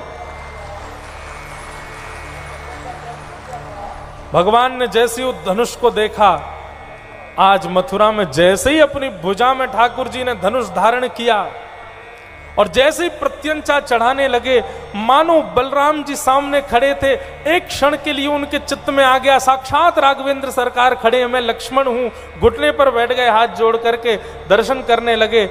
पूरे कृष्णावतार में एक क्षण के लिए अपने जन के कारण कृष्ण भय रघुनाथ, मानो ऐसा लगा श्री राम जी प्रकट हो गए हैं। एक बार, दो बार, तीसरी बार प्रत्यंचा चढ़ा करके खींचा, बीच से धनुष भंजन हो गया और कंस की मृत्यु का उद्घोष कर दिया ठाकुर जी ने। बड़े बड़े योद्धा खड़े थे ठाकुर जी को मारने के लिए। भगवान ने रणभूमि में प्रवेश किया। 11 वर्ष 56 दिन की आयु है बस ठाकुर जी की। और जैसे ही ठाकुर जी ने रणभूमि में प्रवेश किया, लाखों नर नारी चारों ओर बैठे हैं। सुखदेव जी वर्णन करते हैं ठाकुर जी की उस चाल का कि मल्लानाम अशनिर्णीनाम नरवर स्त्रीणाम स्मरो मूर्तिमान, गोपानाम स्वजनो सताम क्षितिभुजा, शास्त्रा सुपित्रो शिशु मृत्युर्भोजपतिर्विराट विदुषाम तत्वं परम योगिनाम वृष्णीनाम परदेवतेत विदितो रंगम गतः साग्रज। सबको ठाकुर जी अलग अलग रूप में दिख रहे हैं। छोटे छोटे बालकों को भगवान अपने मित्र के रूप में दिख रहे हैं, कुमारी कन्याओं को भगवान अपने पति के रूप में दिख रहे हैं, बिना दांत वाली अम्माओं को भगवान अपने नाती पोते के रूप में दिख रहे हैं, बड़े बड़े पहलवानों को ठाकुर जी पहलवान दिख रहे हैं, और 50 सिद्धियों पर बैठे हुए महाराज कंस को ठाकुर जी अपनी मृत्यु के रूप में दिख रहे हैं। मेरी मौत, मेरी मृत्यु आ गई। जैसे ही ठाकुर जी ने प्रवेश किया, एक एक मल्ल को एक एक मुष्टिक में ही ठाकुर जी ने मार दिया। और 50 सिद्धियों पर बैठे हुए कंस के पास छलांग मार करके पहुंच गए, उसके मुकुट को दूर फेंक दिया, केश पकड़ लिए। कंस कहने लगा, महामंत्री सेनापति आओ आओ आओ, सब लोग बचाओ। ठाकुर जी कहने लगे, कोई नहीं आएगा। क्यों? बोले, सब वहां पहुंच चुके हैं जहां तुमको जाना है, सब पहुंच गए ऊपर। भगवान बोले, कंस तेरी जैसी मृत्यु अच्छे अच्छों को नहीं मिली है, इसलिए केंद्र लगा करके मुझे टकटकी लगा करके निहार ले। कंस ने जैसे ही ठाकुर जी की ओर देखा तो ठाकुर जी की नेत्रों की पुतलियों में कंस को अपना रूप दिख रहा है, और अपने उस रूप की पुतलियों में जब देखा तब श्री कृष्ण ही शंख चक्र गदा पद्मधारी चतुर्भुज नारायण के रूप में दिखने लगे। कंस समझ गया, बोले साधारण नहीं है, साक्षात हरि हैं। भगवान ने दोनों भुजाओं में कंस को उठा लिया, 50 सिड्डी ऊपर से नीचे पटक दिया, और पटक करके छलांग मार के कंस की छाती पर बैठ गए। और दुष्ट कंस का वध कर दिया। बोलो कंस मर्दन भगवान की। पूरे मथुरा के लोग जय जयकार करने लगे, बाल कृष्ण लाल की, कंस मर्दन भगवान की। ठाकुर जी ने कंस का वध किया। वध करके ठाकुर जी ने सबसे पहले कारागृह में प्रवेश किया माता पिता से मिलने के लिए। बंधुओं, मन होता है बार बार कि इस विषय को कहूं, लेकिन 11 वर्षों से देवकी मैया ने ठाकुर जी को देखा नहीं है।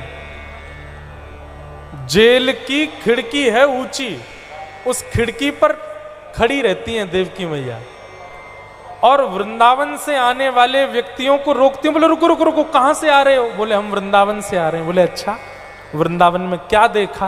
बोले जमुना जी हैं, वृंदावन में ऐसे झरने हैं, ऐसी कुंज हैं। बोले ये सब नहीं, ये बताओ तुमने मेरे लाला को देखा? बोले आपका लाला? कौन आपका लाला? बोले अच्छा अच्छा अच्छा, गलती हो गई, नंद के लाला को देखा, यशोदा के लाला को देखा। अरे अरे अरे, आपने किसकी याद दिला दी?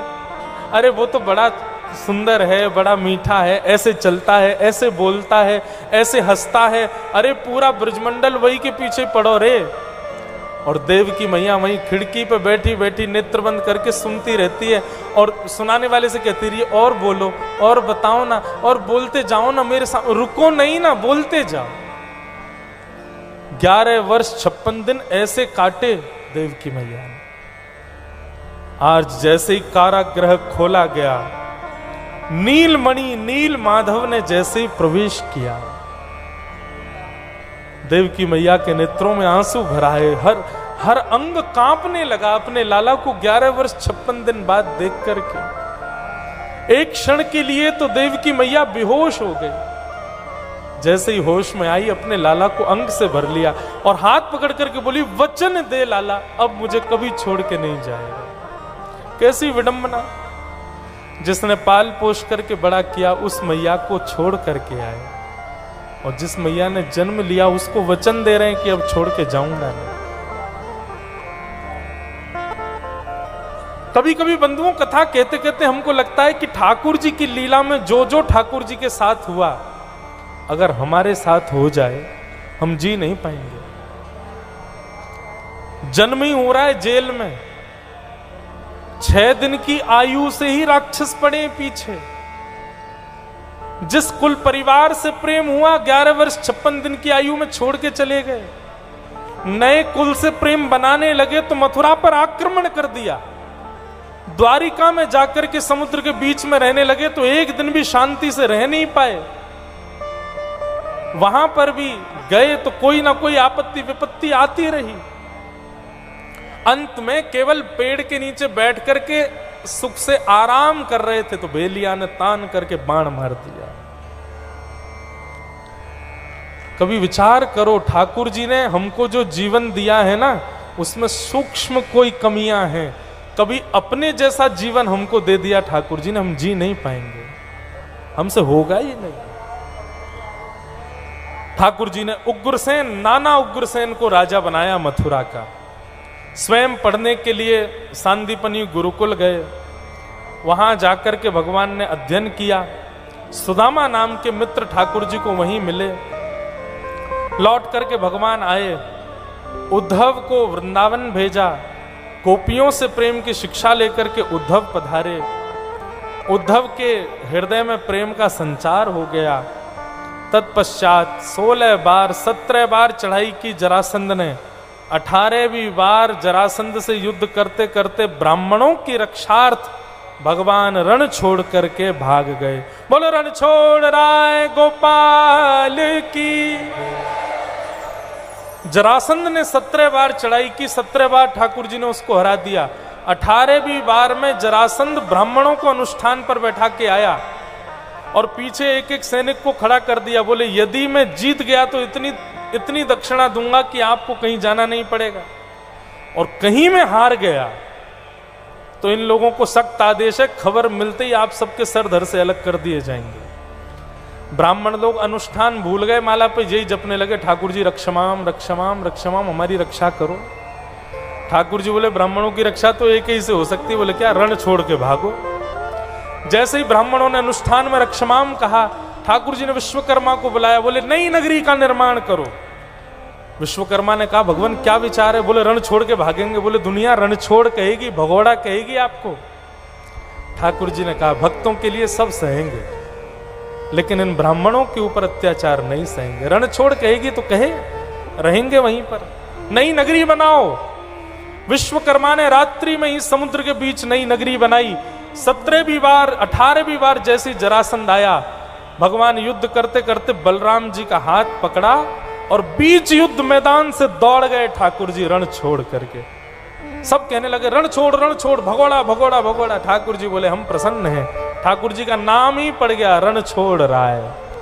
आज भी डाकोर जी में, श्री गुजरात में डाकोर जी में श्री रणछोड़ राय भगवान विराज रहे।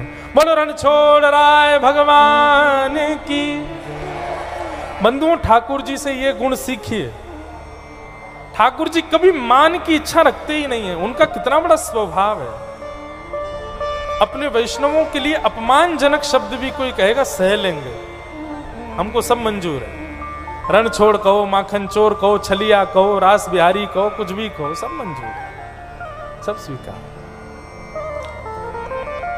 भगवान ने द्वारिका की स्थापना की, वहां जाकर के रहने लगे।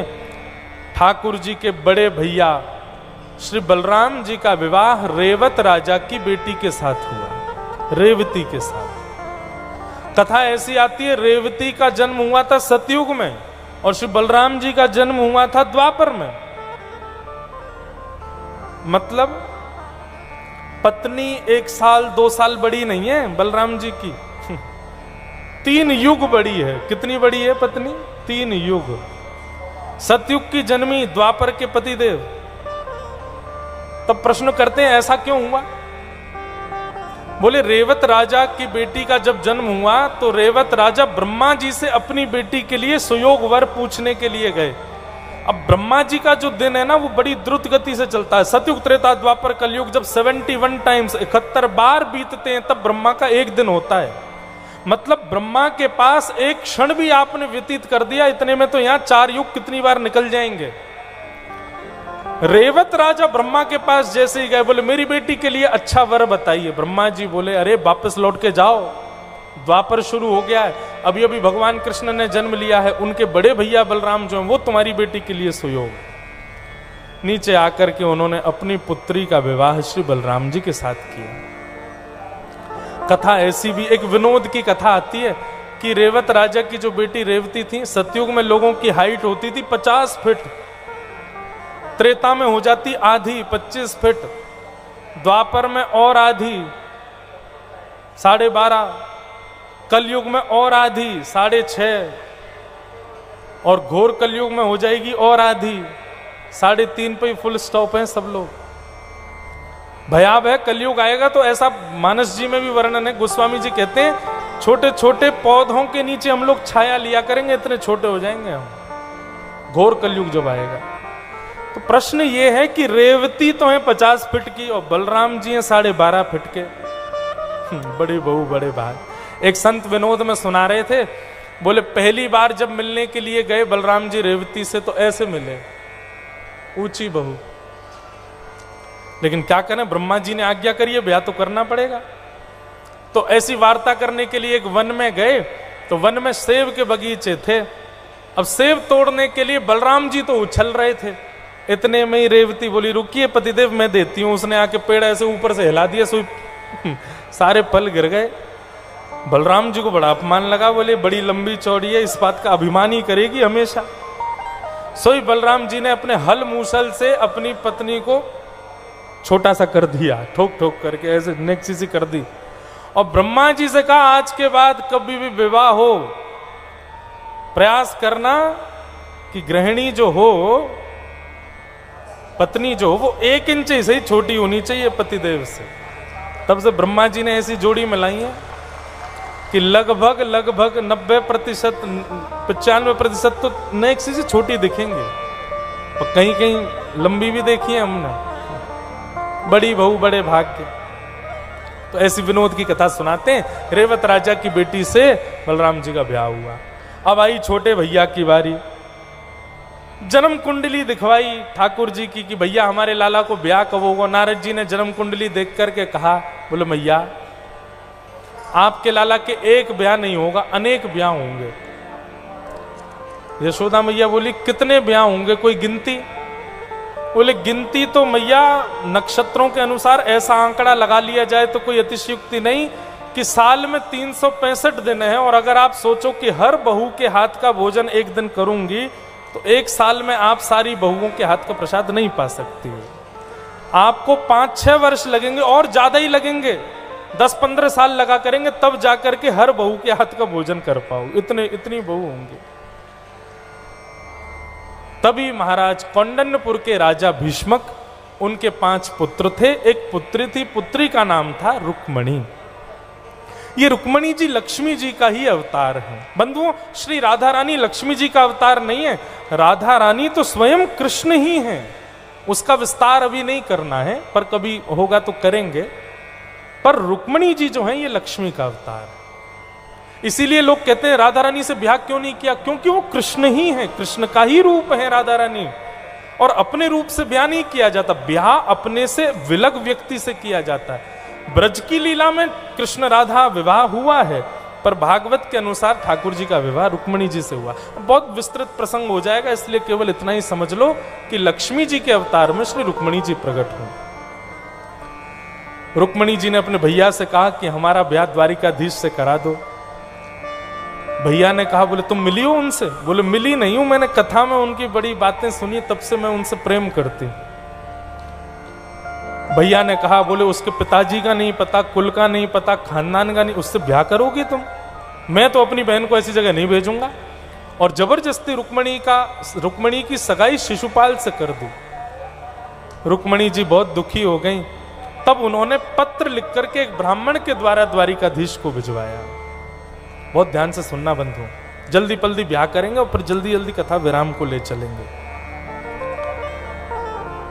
रुक्मणी जी ने पत्र भेजा और पत्र लेकर के एक ब्राह्मण द्वारिका पहुंचा। ठाकुर जी ध्यानस्थ बैठे थे, तभी ब्राह्मण ने आकर के प्रणाम किया। ब्राह्मण ने कहा, भगवान पत्र लेकर के आया हूं।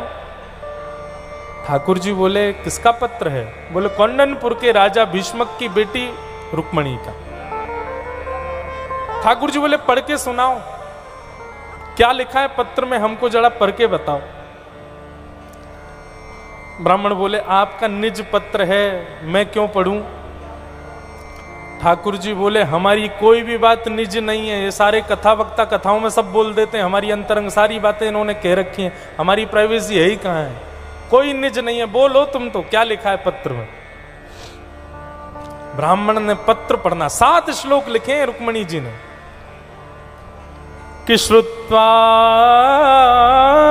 गुणान भुवन सुंदर सुरवतां ते निर्विश्य कर्ण विवरै हरतोंगतापम रूपम दृशां दृशिमतामखिलार्थलाभम त्वय्यच्युता दिशति चित्रम पत्रपम में। ब्राह्मण देवता पढ़ रहे हैं, बंधुओं बहुत ध्यान से सुनना। पहला श्लोक जैसे ही ब्राह्मण ने पढ़ के पूर्ण किया ना, ठाकुर जी इतने में ही उठ गए। उठ करके ब्राह्मण से बोले, चलो हम भगवान पहले पूरा पत्र तो सुन लीजिए, अभी तो एक ही श्लोक हुआ है।